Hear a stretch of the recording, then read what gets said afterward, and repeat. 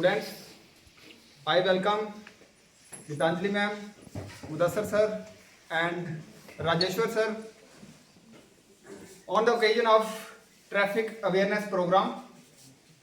आज के इस प्रोग्राम में हमारा जो मेन मकसद रहेगा वो रहेगा आप लोगों को ये अवेयर कराएं कि ट्रैफिक रूल्स फॉलो करना कितना इम्पोर्टेंट है, कितनी जानें जा रही हैं एक्सीडेंट की वजह से।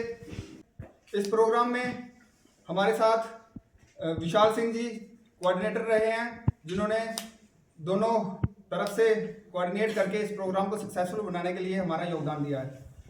अब मैं रिक्वेस्ट करूंगा आज के हमारे मेन स्पीकर मुदस्सर सर के कि वो आपको आके आज के इस प्रोग्राम का बाकी कॉलेज का स्टाफ और स्टूडेंट, आज जो ये प्रोग्राम ऑर्गेनाइज किया है in collaboration with Amar Ujala, इसमें जो है मेन इन्होंने रखा है ट्रैफिक के रूल्स के बारे में, बट मैं इसमें कुछ और चीज़ें भी ऐड करना चाहूँगा।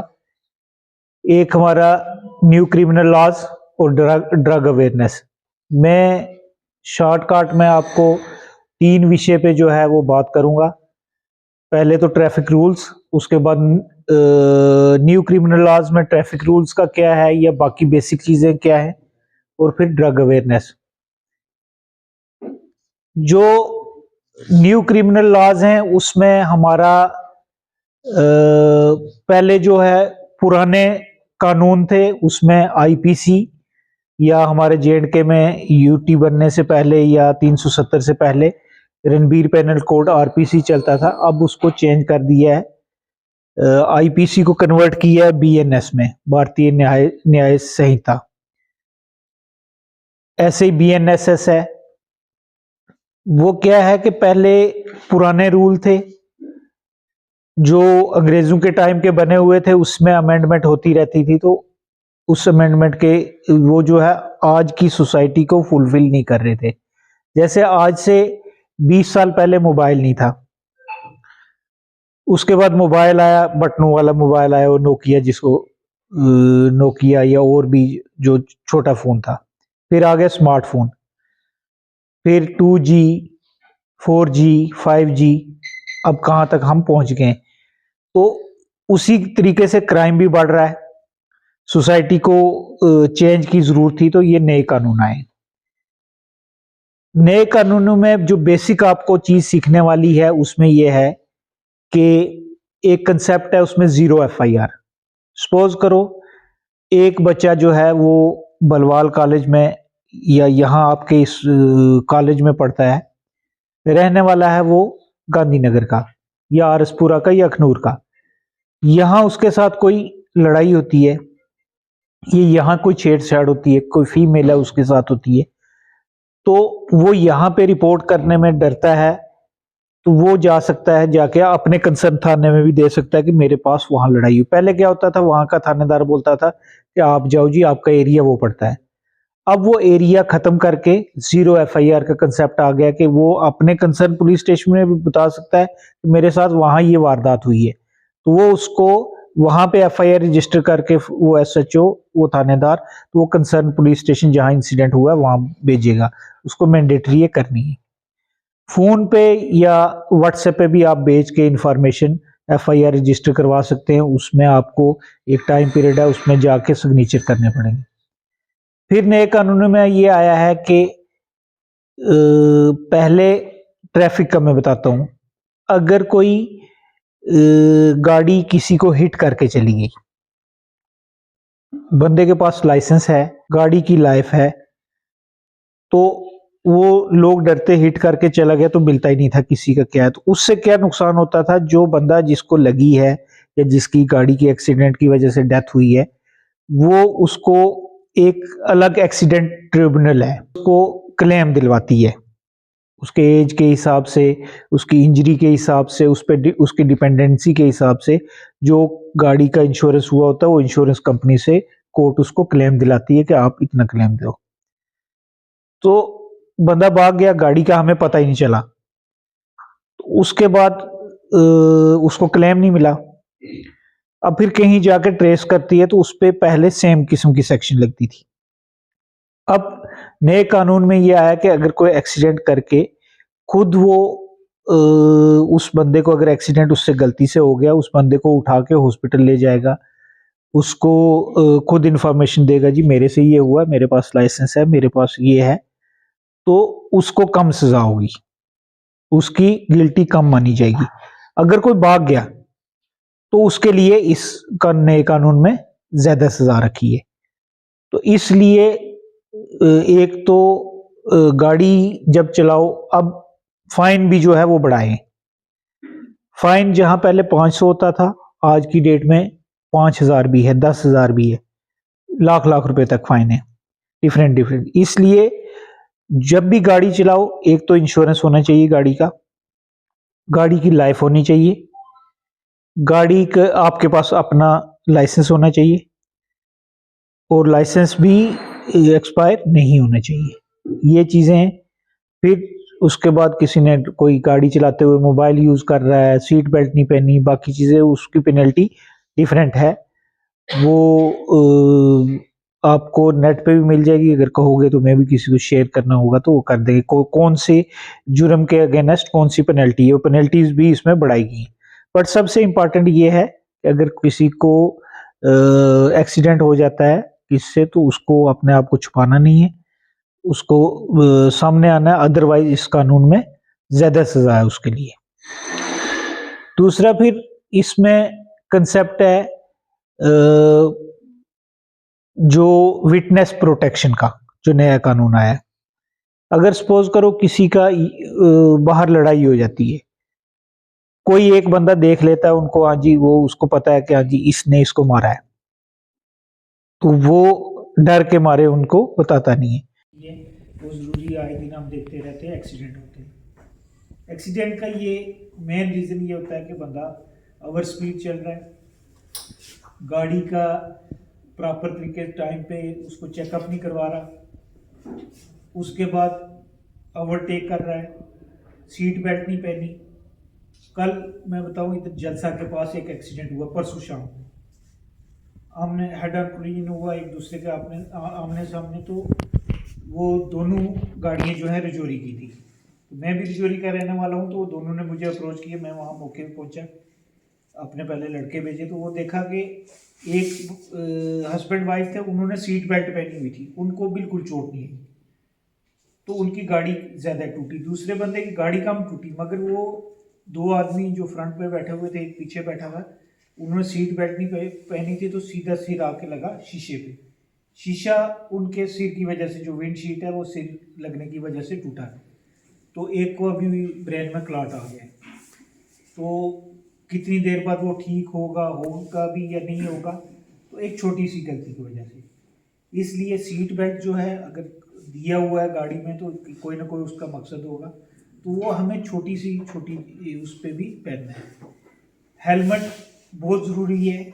जब हम चलान करते हैं तो बहुत सारे लोग कहते हैं, जनाब मैं तो इधर ही जा रहा था, अभी यहाँ से आया हूँ, ये मेरा घर है पास में, तो घर का ये मतलब नहीं है कि उसको कोई इम्यूनिटी मिल गई है, उसका एक्सीडेंट नहीं होगा, उसका कुछ नहीं होगा।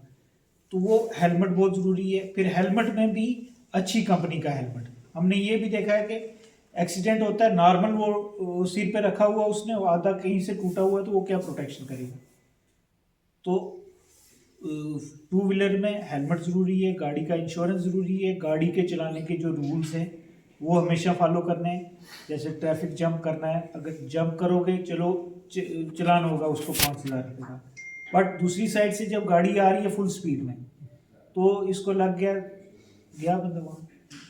एक यहाँ नीचे एग्जांपल देता हूँ, हमारे पास पर्चा था, वही SHO साहब के पास भी बाद में वो आए, माइनर लड़का था, वो बाइक चला रहा था, आगे एक लेडी जा रही थी, तो लेडी को हिट हो गया। पहले भी उसका कहते हैं वो तेज़ चलाता था, लेडी की डेथ हो गई। अब वो जाने वाले तो चले गए, बट इसका करेक्टर खराब हो गया। वो 11th में पढ़ता था, तो फर्स्ट से लेके 10th तक थ्रू आउट वो टॉपर आता रहा अपने स्कूल का। अब 11th में पहुंचा, उससे हो गया, उसके अगेंस्ट पर्चा लग गया, उसके फादर के भी लग गया। अगर कोई माइनर बच्चा चलाता है तो उसके पेरेंट्स को देखा जाएगा, पेरेंट्स ने इसको दिए क्यों, तो वो पेरेंट को भी पनिशमेंट होगी। इसलिए बच्चों को ये चीज़ समझाने की ज़रूरत है। उसके बाद आ गया ड्रग्स के रिलेटेड। ड्रग्स जो है जो हम स्कूलों में कॉलेजों में जाके अवेयरनेस देते हैं, कॉलेजों के तो बच्चे चलो बड़े होते हैं, स्कूल में जाके अवेयरनेस देते हैं, हाँ जी ड्रग्स ये है, ड्रग्स से बचना चाहिए, बाकी चीज़ करनी चाहिए, तो बच्चों में एक और ज़्यादा क्यूरियोसिटी पैदा होती है कि हम देखें ये है क्या, जिसके लिए बोल रहे हैं कि ड्रग्स है क्या, तो वो कोशिश करते हैं उसको चेक करने की, तो वहाँ से वो एडिक्ट हो जाते हैं। ड्रग एडिक्शन बाकी ज़्यादा तो हर बंदे को पता है आज की डेट में, वो जो ड्रग पेडलर है उसको कमाई होती है मल्टी टाइम, तो वो ढूंढता है अपने गाहक। ठीक है, कोई कंपनी आती है, वो यहाँ पे है, या कोई यहाँ लैंड बेच रहा है, या कोई भी प्रोडक्ट लॉन्च करता है, उसके लिए उसके कस्टमर होने चाहिए। तो ऐसे ही ड्रग पेडलर जो है वो अपने कस्टमर बनाता है कि मेरे एरिया में वो है, वो टारगेट करता है फिर जो अच्छे बच्चे हैं, अच्छे घरों के बच्चे हैं, जहाँ पे न्यूक्लियर फैमिली है, हस्बैंड वाइफ दोनों जॉब कर रहे हैं, बच्चे को नौकर के हवाले छोड़ा हुआ है, पैसों की उसके पास कमी नहीं है, पैसे दे दिए, ठीक है बच्चा तू ये कर, तो माँ आएगी 5 बजे, बाप आएगा 8 बजे, आके वो सो जाएंगे, बच्चे को टाइम दिया नहीं है, पैसे बच्चे के पास बहुत हैं, तो उसको वो ड्रग पेडलर जो है वो करेंगे टारगेट, क्योंकि उनको पता है इसके पास पैसे भी हैं, हम बेचेंगे, पहले वो उसको देंगे बिना पैसे के, उसके बाद आस्ता आस्ता आस्ता आस्ता करते करते वो पड़ जाएगा। फिर हमारी सोसाइटी में उसको बता नहीं रहे, मतलब अगर माँ मदर को पता चलता है, फादर को पता चलता है, वो किसी को बताते नहीं, ना उसका ट्रीटमेंट कराते हैं, कहते हैं जी हमारे रिश्तेदारों को पता चल जाएगा, बेइज्जती हो जाएगी, हमारे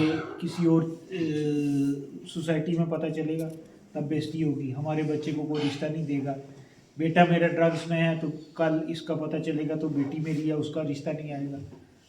ऐसे बहुत सारे फैक्टर हैं, वो उस बच्चे को जब करते करते करते जब वो इस लेवल पे पहुंच जाता है कि घर की सारी चीज़ें बेच देते हैं, लास्ट पे जब ग्रिलों पे बारी आती है या घर के बर्तनों पे बारी आती है, तो उस टाइम वो सोचते हैं कि ये अब हमें डी एडिक्शन सेंटर में लेना चाहिए या बाकी चीज़ लेनी चाहिए, वो करना चाहिए। ड्रग्स में जो इन्वॉल्व हुआ वो ख़त्म है, चाहे वो बेचने वाला है चाहे वो करने वाला है, जितने भी क्राइम है उन सब की माँ जो है वो ड्रग्स है। तो आप लोगों को अपनी सोसाइटी में आगे पीछे खुद अपने घर में ये देखना है कि कोई बिहेवियर तो नहीं किसी का चेंज हुआ, कोई जिद तो नहीं कर रहा, पैसे तो नहीं ज़्यादा खर्च कर रहा, या इसके पास यकदम पैसे तो नहीं आ रहे बच्चों के पास, तो उस तरीके से आपने वो ध्यान रखना है बच्चों का, तभी हमारी सोसाइटी बच सकती है। मैं आपको डाटा शेयर करूं कि पंजाब में पहले 9 से 10 किलो हीरोइन पर डे की कंजप्शन थी, अब वहाँ कम होगी, पंजाब घर खाली होगी। 6 किलो पंजाब का है जो लेटेस्ट डाटा है, हमारे JNK में 2 किलोग्राम हीरोइन यूज़ हो रही है पर डे। वो हीरोइन का नशा ऐसा है कि 3 से 4 हज़ार रुपये का एक टाइम की डोज है, तो समझ लो 10,000 रुपये उस बच्चे को चाहिए डेली जो इसमें एडिक्ट हैं। फिर तभी आप आए दिन हम देखते हैं जी इंजेक्शन लगा, बंदा डेड बॉडी मिली है ओवरडोज से, घर आया लेटा है, वो हो गया। तो वो जब तक पूरी सोसाइटी साथ नहीं देगी, सबसे बड़ा रोल है ये एजुकेशन इंस्टीट्यूशन जो हैं इनका रोल है। जो बच्चे यहाँ से पढ़ के जा रहे हैं ये सोसाइटी में जाके बताएंगे, इन्होंने ही अपने घर को बचाना है, क्योंकि फ्यूचर बच्चों आप लोग ही, आपने अपने छोटे भाइयों को भी बचाना है, बड़ों को भी बचाना है, बताना है, अवेयर करना है। अगर किसी कोई इसमें पड़ गया तो उसका ऐसे नहीं कि लाइलाज बीमारी है, उसका ट्रीटमेंट भी है। हमारे यहाँ GMC जम्मू में डे केयर सेंटर है जिसमें डी एडिक्शन के लिए दवाई दी जाती है, और उसको दिन में वहाँ बाकायदा प्रॉपर रजिस्टर्ड करके डॉक्टर काउंसलिंग भी करते हैं, डेली दवाई लेके वहाँ से वो हो रहा है। छन्नी में हमारी पुलिस ने खोला हुआ है डी एडिक्शन सेंटर, और भी बहुत सारे प्राइवेट डी एडिक्शन सेंटर हैं जहाँ हम ये कर सकते हैं उसमें, चाहे चिट्टा हो, इवन कि किसी को चर्स लगी हो, सिगरेट छोड़ने हो, शराब छुड़ानी हो, तो वो जो है डी एडिक्शन सेंटर में लिए जा सकते हैं। अगर कोई ड्रग्स के रिलेटेड इंफॉर्मेशन आती है, किसी पुलिस को बताओगे तो ये अगर कोई बंदा बताएगा तो उसकी आइडेंटिटी जो है वो खुफिया रखी जाएगी। नज़दीकी पुलिस स्टेशन, नज़दीकी SHO, DSP जो उस इलाके का SDPO है, अपने किसी भी लेवल पे आप बता सकते हो। इवन के आप अपने स्टाफ को भी बताओगे तो स्टाफ भी हमें बताएगा कि हाँ जी ये बच्चा जो है इसमें इन्वॉल्व हो गया, तो उसको हम बिना सोसाइटी को बताए हुए, बिना किसी उसके बताए हुए, तो उसको रिक्लेम करने की कोशिश करेंगे, उसको ठीक करने की कोशिश करेंगे। तो इससे पहले कि बहुत देर हो जाए तो पहले ही हमें अवेयर हो जाना चाहिए, उस लेवल की अवेयरनेस होनी चाहिए। तो आपने अपना कीमती टाइम निकाला, मैं बच्चों का, कॉलेज के सारे स्टाफ का, अमर उजाला का और सबका शुक्रिया अदा करता हूँ, ख़ास तौर पे बाकी जो मीडिया वाले आए हैं उनका। लास्टली मैं मैम का एक बार फिर धन्यवाद करना चाहूँगा कि इन्होंने हमें मौका दिया इस कॉलेज में आके इंटरेक्शन की। नो डाउट आज मौसम भी ठीक नहीं था, बच्चे भी चले गए, टाइम भी जो है छुट्टी का हो गया था, एग्ज़ाम भी चल रहे हैं, उसके बावजूद भी आप लोगों ने हमें सुना, इसके लिए बहुत शुक्रिया। Thank you.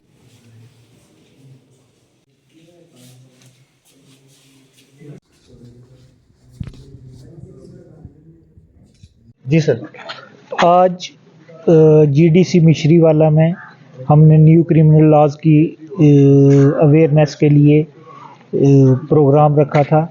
उसके साथ साथ drug awareness plus traffic rule awareness, उसमें जो है बच्चों ने पार्टिसिपेट किया।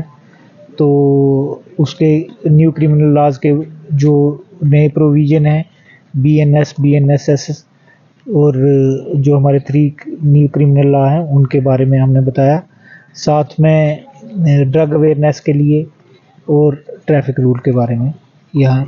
तो ट्रैफिक अवेयरनेस प्रोग्राम जो है वो यहाँ ऑर्गेनाइज करवाया था, उसमें बच्चों ने पार्टिसिपेट किया, स्कूल का स्टाफ, NCC के स्टूडेंट, वो सारे प्रेजेंट थे। Thank you.